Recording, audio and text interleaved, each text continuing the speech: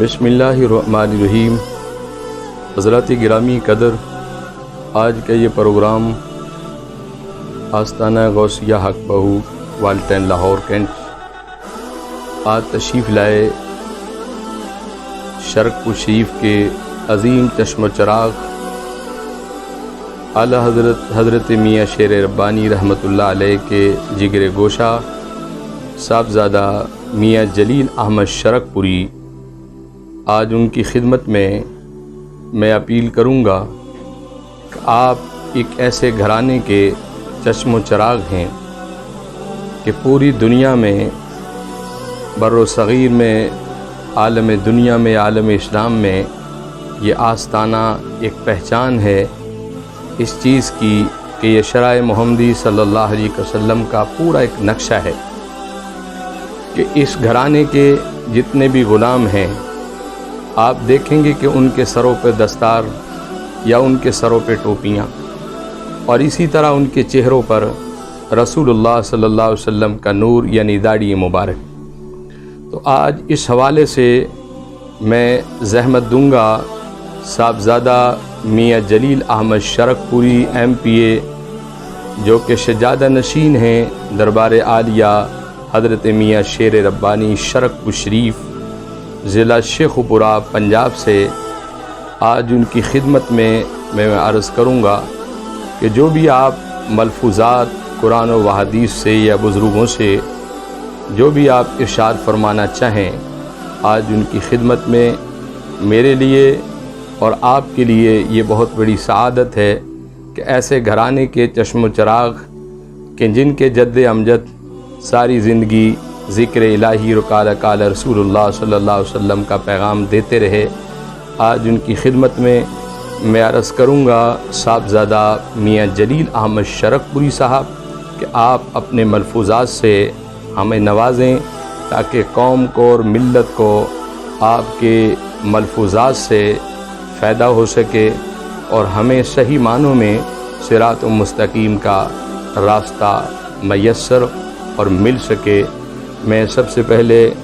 اپنے مربی اور اپنے محسن صاحبزادہ میاں جلیل احمد شرق پوری MPA شجادہ نشین دربار عالیہ شرق پور شریف کا آپ کی آمد کا شکریہ ادا کرتا ہوں کہ آپ تشریف لائے اور اپنے قیمتی وقت سے ہمیں اللہ اس کے محبوب صلی اللہ علیہ وسلم اور بزرگان دین عطا فرمائی۔ اور سورۃ فاتحہ شریف وہ سورت ہے جو ایک تو قرآن مجید فرقان حمید کو جب ہم زیارت کے لیے کھولتے ہیں تو سب سے پہلے سورۃ فاتحہ شریف کی ہمیں زیارت ہوتی ہے، اور جب نماز پڑھتے ہیں تو اس وقت تک اللہ رب العزت کوئی نماز قبول نہیں فرماتا جب تک الحمد شریف کی تلاوت نہ کر لی جائے۔ یہ سوال میرے ذہن کے اندر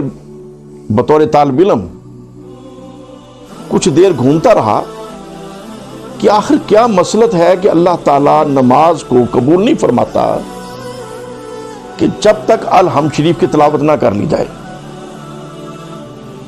یقیناً الحمد شریف کے اندر کوئی خاص رہنمائی ہے جو ہمارے مقصد زندگی کی طرف ہمیں لے جاتا ہے۔ اس چیز کو غور کرنے کے لیے مختلف مضامین میں نے دیکھنے شروع کیے، مختلف تفاسیر سے رہنمائی لینے کی کوشش کی، اور بالآخر جو میرے ذہن میں اور دل میں ایک مفہوم واضح ہوا وہ آپ حضرات کے سامنے رکھنے کی سعادت حاصل کرنی چاہتا ہوں۔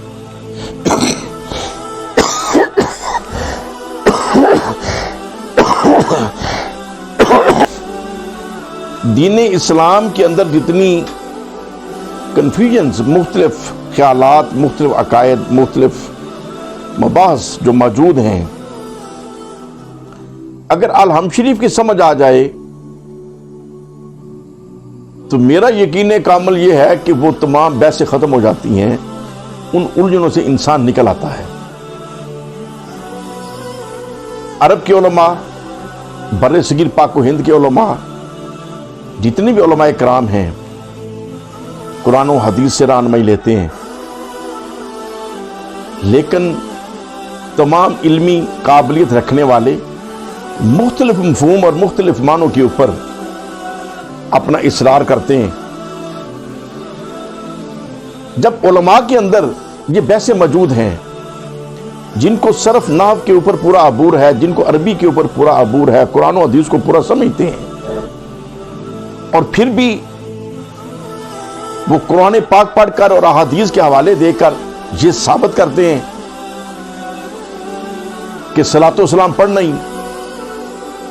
इंसानियत की बेहतरी के लिए है और यही हमारे लिए बाइस बरकत है, और दूसरे ख्यालात के लोग कुरान पाक पढ़ के और अहादीस के हवाले देकर कहते हैं कि सलातो सलाम पढ़ना शिरक है या बिदअत है या क्या क्या अल्फाज बोलते हैं। इसी तरीके से मज़ारात के ऊपर हाजिरी है। हमारे उलमाए किराम कुरान और हदीस से ये साबित करते हैं कि हमने अगर अपनी ज़िंदगी को सही करना है तो अल्लाह के जो नेक बंदे हैं उनकी सोहबत अख्तियार करनी है, और उनकी सोहबत से हमें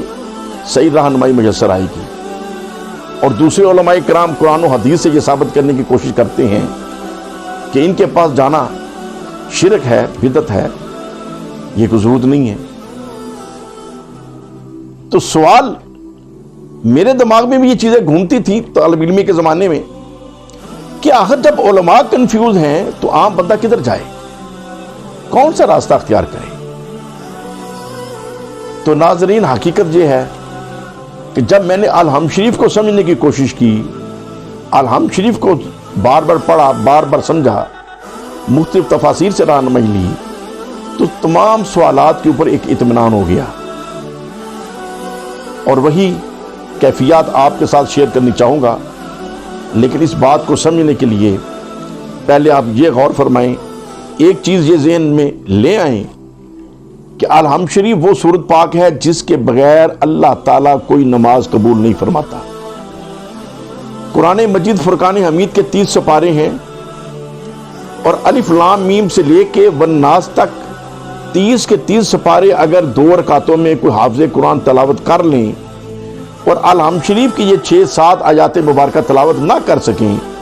तो तमाम उलमा, तमाम अहले सुन्नत, अहले हदीस, अहले देवबंद, अहले तशरीह इसके ऊपर मुत्तफिक हैं कि उसकी नमाज कबूल नहीं होगी। तो जब ये इतना ज़्यादा इसके ऊपर इत्तफाक है कि पूरा कुरान पाक तलावत कर ले नमाज के अंदर और अल-हम शरीफ तलावत ना कर सके तो नमाज कबूल नहीं होती, इसका मतलब ये हुआ कि अल-हम शरीफ में कोई ऐसी रहनुमाई है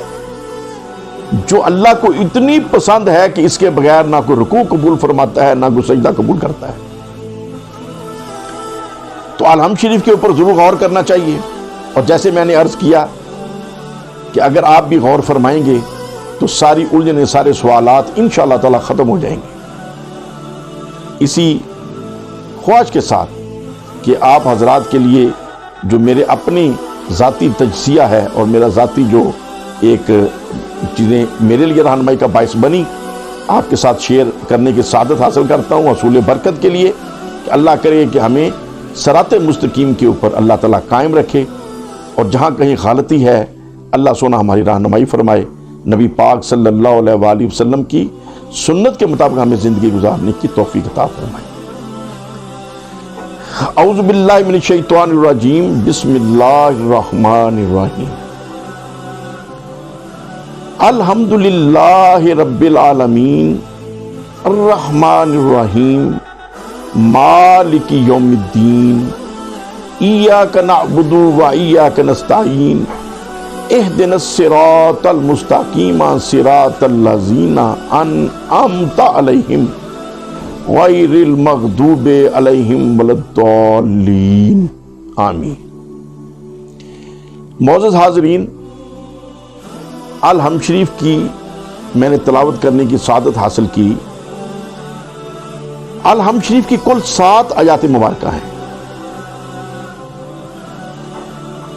पहली 3 आयात मुबारक जो हैं इनमें अल्लाह सोने की तारीफ है, अल्लाह की सना है, अल्लाह की हमद है। دوسری جو 2 آیات مبارکہ ہیں ان میں ہمارا اقرار بندگی ہے، ہم اللہ سے اپنا رشتہ جوڑتے ہیں، اللہ کو اپنا رشتہ جتاتے ہیں۔ اور اس کے بعد جو آخری 2 آیات مبارکہ ہیں ان میں ایک التجا ہے، ایک دعا ہے، دست دعا ہے، ہم اللہ تعالیٰ کے آگے دست دعا دراز کرتے ہیں، سوال کرتے ہیں، عرض کرتے ہیں۔ اور آمین کا مفہوم یہی، ہر دعا کے بعد آمین کہا جاتا ہے، تو آخر میں آمین کا مطلب یہ ہوا کہ اللہ تعالیٰ میری یہ دعا قبول فرمائے۔ جب آمین کہتے ہیں تو اس کا مطلب یہ ہوا کہ اصل میں آپ دعا کر رہے ہیں، اور وہ دعا تو صرف 2 آیات مبارکہ میں ہے۔ اس کی پہلی جو آیات مبارکہ ہیں وہ تو اللہ کی ثنا ہے، اللہ کی حمد ہے، اللہ کی تعریف ہے۔ اب غور کا مقام یہ ہے کہ آخر یہ ترتیب اللہ سونے نے کیوں پسند فرمائی، اور پھر ایسا کیوں ہے، اور اس مضمون کو اللہ تعالیٰ نے نماز کے لیے کیوں پسند فرما لیا۔ جو پہلی 3 آیات مبارکہ ان کے اوپر آپ غور کریں، قرآن پاک کھول کے دیکھیں یا زبانی غور کر کے دیکھیں تو آپ کو نظر آئے گا جو پہلی 3 آیات مبارکہ ہیں یہ بالکل چھوٹی ہیں، اور دوسری 2 آیات مبارکہ جو ہیں وہ تقریباً ان کا ہم وزن ہے الفاظ کے اعتبار سے، اور آخری 2 آیات مبارکہ جو ہیں وہ ان دونوں سے تھوڑا بڑی ہیں۔ اب پہلی جو 3 آیات مبارکہ ہیں جن میں ہم کیا تلاوت کرتے ہیں، الحمدللہ رب العالمین، تمام تعریفیں اللہ ہی کے لیے ہیں جو پیدا کرنے والا ہے تمام جہانوں کا۔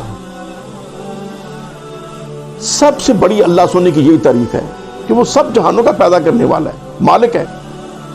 الحمدللہ رب العالمین، تمام تعریفیں اس رب کے لیے ہیں جو پیدا کرنے والا ہے تمام جہانوں کا۔ دوسری آیت پاک ہے الرحمن الرحیم، میرا وہ سونا رب جو بڑا رحمان ہے، رحیم ہے، نہایت مہربان، نہایت رحم کرنے والا ہے۔ یہ اللہ کی شان ہے، میں کس رب کے آگے کھڑا ہوں جو بڑا رحمان بھی ہے، رحیم بھی ہے، اور میں اس رب کے سامنے کھڑا ہوں جو مالک یوم الدین، جو روز جزا کا مالک بھی ہے، روز قیامت کا مالک ہے، جس نے حساب کتاب لینا ہے، جس کے پاس ہم نے یہ زندگی گزار کے چلے جانا ہے، اور وہ ہمیشہ ہمیشہ کی زندگی ہے جو اس نے ختم نہیں ہونا۔ یہ زندگی کسی کے 10 سال ہے، 50 سال ہے، زیادہ سے زیادہ عام طور پہ 100 سال ہے، اس سے زیادہ عام طور پہ آج زندگی نظر نہیں آتی، اگر ہو بھی تو زیادہ سے زیادہ 110 سال۔ اور ان سالوں کے اندر سے بھی حاضرین آپ پہلے اپنے 10-15 سال نکال دیں جو طالب علمی کا دور ہے، تو اگر کسی کی 80 سال عمر ہے تو 10-15 سال وہ نکال دیں، باقی 65 سال رہ گئے، اور 60-65 سال کے بعد ویسے انسان بوڑھا ہو جاتا ہے جس کی کوئی خواہش، کوئی حسرت، کوئی باقی تمنا نہیں رہتی، پھر جیسی زندگی ہے ویسی وہ گزارتا ہے۔ تو 65 سے اوپر وہ بھی نکال دیں، اور 65 میں سے 15 نکال دیں، تو یہ باقی زیادہ سے زیادہ 50 سال کی زندگی ہے، جس کے لیے ہم اپنی اگلی ارب ہاتھ سال، بلکہ ارب ہاتھ سال کا لفظ بھی فضول ہے صرف طالب علموں کو سمجھانے کے لیے کہ آگے تو زندگی ختم ہی نہیں ہونی، وہ نہ ختم ہونے والی زندگی جو ہے اس کو ہم خراب کر لیتے ہیں صرف 50 سال کی زندگی کے مزے کے لیے، 50 سال کی زندگی کو اپنے غرض سے گزارنے کے لیے۔ اگر ہم اپنی یہ 50 سالہ زندگی قرآن و سنت کے مطابق احتیاط کے ساتھ گزار لیں تو پھر اصل زندگی جو ہے وہ اللہ تعالیٰ کے فضل و کرم سے، سرکار مدینہ صلی اللہ علیہ وآلہ وسلم کے وسیلہ جلیلہ سے پھر وہ مزے میں ہے، جنت میں ہے، بہاروں میں ہے۔ تو حاضرین محترم، ہم نے الحمدللہ رب العالمین الرحمن الرحیم، اس کے بعد یہ کہا مالک یوم الدین، کہ میں اس رب کے سامنے کھڑا ہوں جو روز جزا کا مالک ہے۔ یہ 3 آیات مبارکہ میں ہم نے اللہ سونے کی تعریف بیان کی، ثنا بیان کی، حمد بیان کی، اور اس کے بعد میں نے کیا کہا، یعنی کہ ہم سب کیا کہتے ہیں نماز میں، ایاک نعبد و ایاک نستعین، میں تیری ہی عبادت کرتا ہوں اور تجھی سے مدد مانگتا ہوں۔ یعنی کہ وہ سونا رب جو پوری کائنات کا مالک ہے، وہ میرا سونا رب جو رحمان ہے، رحیم ہے، وہ میرا سونا رب جو روز جزا کا مالک ہے، الہی میں تیری ہی عبادت کرتا ہوں اور تجھی سے مانگتا ہوں. تو حاضرین محترم یہ آیت پاک کیا ہے؟ جیسے پہلی 3 آیات مبارکہ میں نے گزارش کی کہ اللہ تعالیٰ کی حمد اور ثنا اور تعریف ہے، تو یہ تو اللہ کی تعریف نہیں ہے، یہ تو ہم احساس پیدا کر رہے ہیں. اللہ سونے کے آگے اپنی محتاجی بیان کر رہے ہیں کہ الہی میں تیری ہی عبادت کرنے والا ہوں اور تجھے سے مانگتا ہوں. کس سے مانگوں؟ میں کسی غوث کتب ابدال سے نہیں مانگتا، کسی داتا سے نہیں مانگتا، میں تیرے سے مانگتا ہوں. ایاک نعبد و ایاک نستعین، تیری ہی عبادت کرتا ہوں اور تجھے سے مانگتا ہوں، کسی غیر سے نہیں مانگتا، تیرے سے مانگتا ہوں. ایاک نعبد و ایاک نستعین، تیری ہی عبادت کرتا ہوں اور تجھے سے مانگتا ہوں. اور پھر مانگتا کیا ہوں؟ اہدنا الصراط المستقیم صراط الذین انعمت علیہم، الہی مجھے سیدھی راہ دے دے، راہ ان لوگوں کی جن پر تو نے انعام کیا. اہدنا الصراط المستقیم صراط الذین انعمت علیہم، الہی مجھے سیدھی راہ عطا فرما اور راہ ان لوگوں کی جن پر تو نے انعام فرمایا. حاضرین محترم، آخری آیت پاک ہے غیر المغضوب علیہم ولا الضالین، وہ اسی کا ایک ایکسٹینشن ہے، اسی کی وضاحت ہے کہ میں ان لوگوں کی راہ نہیں مانگتا جن کے اوپر تیرا غضب ہوا اور جو گمراہی کے راستے پہ لے گئے. راستہ میں کن کا مانگتا ہوں؟ جن پر تیرا انعام ہوا. اب دوبارہ اس مضمون کو سمجھیں. میں نے اللہ کی بارگاہ میں کھڑے ہو کے کہا الحمدللہ رب العالمین، تمام تعریفیں اس رب کے لیے ہیں جو پیدا کرنے والا ہے تمام جہانوں کا، جو بڑا رحمان ہے، رحیم ہے، جو روز قیامت کا مالک ہے. اور پھر میں نے اللہ کی بارگاہ میں عرض کیا الہی میں جو تو اتنی شانوں والا ہے نا، میں تیرے سے ہی مانگتا ہوں اور تیری ہی عبادت کرتا ہوں، تو لہٰذا تو میرے اوپر مہربانی فرما، مجھے عطا کر دے ان لوگوں کا راستہ جن پر تو نے انعام کیا. آپ مضمون کو سمجھنے کی کوشش کریں کہ میں نے اللہ کی ثنا کیوں کی، میں نے اللہ کو اپنا اقرار بندگی اور اظہار تعلق کیوں کیا؟ اس لیے کہ اللہ سونا میری طرف متوجہ ہو اور میں اللہ سے دستے سوال دراز کر لوں کہ الہی مجھے کیا عطا فرما، مجھے ان لوگوں کی راہ دکھا دے جن پر تو نے اپنا فضل و کرم کیا، جن پر تو نے اپنا انعام کیا. حاضرین محترم، غور کا مقام یہ ہے اور ان لوگوں کے لیے بطور خاص جو اولیاء کاملین کے پاس جانا شرک اور بدعت کے گمان اور مغالطے میں پڑے ہیں کہ یہ جو نماز کے اندر 24 گھنٹے ہم اللہ سے مانگتے ہیں، تمام اہل سنت، تمام اہل حدیث، تمام اہل تشیع یہی مانگتے ہیں الہی مجھے سیدھی راہ دکھا، راہ ان لوگوں کی جن پر تو نے انعام کیا. وہ لوگ اللہ ہیں یا غیر اللہ ہیں؟ وہ کون ہے؟ کن کی راہ ہم مانگ رہے ہیں اللہ سے؟ ہم اللہ سے غیر اللہ کی راہ مانگ رہے ہیں، اللہ سے مانگ رہے ہیں، غیر اللہ کی راہ مانگ رہے ہیں. اگر اس گمان میں رہیں جس گمان میں ہمارے وہ ساتھی مغالطے میں پڑے ہوئے احباب اور علماء موجود ہیں کہ اللہ ہی سے مانگنا چاہیے، اللہ ہی سے مانگنا چاہیے، تو پھر ادھر تو یہ الفاظ ہونے چاہیے تھے کہ الہی مجھے سیدھی راہ دکھا، راہ وہ جو تیری راہ ہے. اللہ ہی کی راہ کی تو سیدھی راہ ہے، لیکن قرآن مجید میں اللہ تعالیٰ نے یہ الفاظ پسند نہیں فرمائے. مجھے یہ کہنا چاہیے تھا یا اللہ تعالیٰ کو یہ پسند کرنا چاہیے تھا کہ اے بندے میری بارگاہ میں جب کھڑا ہو تو میرے سے کیا مانگ؟ الہی مجھے سیدھی راہ دکھا، راہ جو محمد مصطفیٰ صلی اللہ علیہ وآلہ وسلم کی راہ ہے. مخصوص کر دینا چاہیے تھا، یہ بھی نہیں ہوا. اللہ نے الفاظ یہ پسند فرمائے کہ میری بارگاہ میں جب کھڑے ہو جاؤ تو میرے سے مانگو کہ الہی مجھے سیدھی راہ دکھا، راہ ان لوگوں کی جن پر تو نے انعام کیا، جن پر تو نے انعام کیا، جن کے غیر اللہ کی راہ مانگتے ہیں. اللہ تعالیٰ اللہ سے اللہ کے بندوں کی راہ مانگتے ہیں،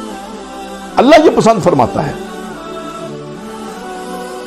اب اس کے اوپر ذرا غور فرمائیں. اس مضمون کے اندر پھر بے شمار مضمون ہیں. صرف الحم شریف کے اوپر ہی اگر غور کرتے چلے جائیں اور میرے جیسا طالب علم بھی اگر بولنا شروع کرے تو کئی گھنٹے اس کے اوپر مختلف موضوعات جو نکلتے ہیں ان کے اوپر وضاحت کی جا سکتی ہے. لیکن مختصراً چیزیں آپ کے سامنے رکھنی چاہوں گا، اور امید کروں گا کہ آپ خود اس کے اوپر دوبارہ غور و فکر کریں اور خود اس کو مزید سمجھیں، ڈائجسٹ کریں، اپنے ذہن اور اپنے دل کے اوپر اس کی کیفیات کو وارد کریں۔ اس اعتبار سے جب غور کریں کہ یہ انداز کیوں ہے، پہلے اللہ کی ثنا ہے، پھر اقرار بندگی ہے، اور پھر دعا ہے۔ 3 حصے الحمد شریف کے اس اعتبار سے نظر آتے ہیں۔ جب اس اعتبار سے غور کریں تو سمجھ آتی ہے کہ ہر مانگنے والا یہی کام کرتا ہے۔ جو کسی فقیر جب کسی کے در پہ جاتا ہے مانگنے کے لیے، لینے کے لیے، تو پہلے اس کی صفتیں اور تعریفیں کرتا ہے، اور پھر اپنی محتاجی بتاتا ہے کہ میں تیرا منگتا ہوں، تیرا فقیر ہوں، تیرا مراسی ہوں، تیرے در پہ آنے والا ہوں، اور اللہ کے نام پہ مجھے کچھ دے دو۔ جو غیر مسلم ہے وہ بھی جب کسی سے مانگتے ہیں تو یہی انداز اختیار کرتے ہیں، پہلے اس کی تعریفیں کریں گے، جس کے گھر پہ گئے ہوئے ہیں، جس کے در پہ گئے ہوئے ہیں، جس سے کچھ لینے گئے ہوئے ہیں۔ پولیٹیکل لائف میں دیکھیں تو ایم این اے حضرات، ایم پی حضرات اور منسٹرز کے پاس جب لوگ جاتے ہیں اپنی غرض کے لیے، تو بیٹھے بیٹھے پہلے کوئی چند ایک لفظوں میں ان کی تعریف یا اچھے جملے بولنے کی کوشش کرتے ہیں، اور پھر یہ احساس دلاتے ہیں کہ میں آپ کا ووٹر سپورٹر ہوں، پورے محلے کے ووٹ بھی آپ کو دلائے تھے، اپنی طرف توجہ حاصل کرتے ہیں، اور پھر بندہ کہتا ہے جی وہ میں یہ کام سے آیا ہوں، ہماری گلی بننے والی ہے، ہمارے اسکول کی حالت ٹھیک نہیں ہے، ہمارے ہاسپٹل کا مسئلہ ہے، میرے بچے کی نوکری کا مسئلہ ہے، جو بھی مسئلہ ہے وہ تیسرے درجے میں بندہ بیان کرتا ہے۔ اگر غور کریں تو یہی آپ کو نظر آئے گا، یہ جب انسانی فطرت ہے، اور انسانی فطرت اللہ نے بنائی ہے، اور ہر انسان کی یہ فطرت ہے، تو اللہ تعالیٰ نے ہماری جو فطرت بنائی ہے اس کے مطابق ہی الحمد شریف کا مضمون پسند فرمایا کہ جب میری بارگاہ میں آؤ تو پہلے میری تعریف کرو، میری صفتیں کرو، اور جب میری تعریف کرو گے تو پھر بتاؤ تو میرے لگتے کیا ہو۔ ہم کہتے ہیں ایاک نعبد و ایاک نستعین، میں تیری ہی عبادت کرتا ہوں اور سونے تیرے سے ہی مانگتا ہوں۔ اللہ کہتا ہے اب مانگ میرے سے، کیا مانگتا ہے اب مانگ۔ تو پھر ہم مانگتے کیا ہے؟ الہی مجھے سیدھی راہ دکھا دے،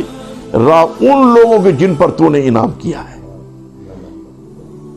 اہدنا الصراط المستقیم صراط الذین انعمت علیہم۔ تو حاضرین محترم، نماز پوری کے اوپر اگر غور کریں گے تو پھر جب ہم اللہ اکبر کہہ کے رکوع میں جاتے ہیں تو پھر اللہ تعالیٰ کی صفتیں اور تعریفیں کرتے ہیں، اور سامع اللہ لمن حمدہ کہہ کے جب کھڑے ہوتے ہیں تو یہ نعرہ ہم کیا لگاتے ہیں کہ اللہ نے اس کی سن لی۔ اس کے معنی کیا ہے؟ سامع اللہ لمن حمدہ، اللہ نے اس کی سنی جس نے اس کی تعریف کی۔ یہ نعرہ جب ہم سب لگاتے ہیں، تمام اہل سنت، تمام اہل حدیث، تمام اہل تشیع، سامع اللہ لمن حمدہ، اللہ نے اس کی سنی جس نے اس کی تعریف کی، اس کا مطلب کیا ہوا کہ میں نے اللہ کو کیا سنایا؟ جو سنایا وہ اس نے میری سن لی، اور سنی کیونکہ میں نے اس کی تعریف کی۔ تعریف میں نے کیا کی تھی؟ میں نے کہا تھا الحمدللہ رب العالمین الرحمن الرحیم مالک یوم الدین۔ یہ تعریفیں کرنے کے بعد میں نے سنایا کیا؟ اہدنا الصراط المستقیم صراط الذین انعمت علیہم، الہی مجھے سیدھی راہ دے دے، راہ ان لوگوں کی جن پر تو نے انعام کیا ہے۔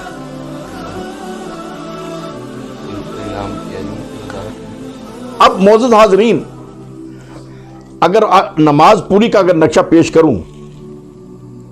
تو ساری نماز اس الحمد شریف کے ارد گرد نظر آتی ہے۔ اگر آپ ذوق سے اور شوق سے اس مضمون کو پورا ایک دفعہ سن لیں تو امید ہے کہ کافی زیادہ رہنمائی کا باعث بنے گا۔ الحمد شریف کے بعد جب میں نے مانگنے آیا تھا اللہ سے، میں نے مانگ لیا، اور آپ دنیاوی کیفیت میں چلے جائیں، اپنی جو بشری تقاضے ہمارے اس میں چلے جائیں، جب ہم کسی سے کچھ مانگنے جاتے ہیں اور وہ دے دیتا ہے تو ہم رخصت ہوتے ہوئے اس کا شکریہ ادا کرتے ہیں، اس کی تعریف کرتے ہیں، اس کا نعرہ لگاتے ہیں۔ پولیٹیکل لائف میں جیسے لیڈران کے نعرے لگاتے ہیں، جب وہ دے دیتے ہیں انعامات کہ ہم نے آپ کو سڑکیں دے دی، سکول دے دیے، آپ کو یہ اتنے فنڈ دے دیے، تو لوگ پھر نعرے لگاتے ہیں اپنے لیڈر کے۔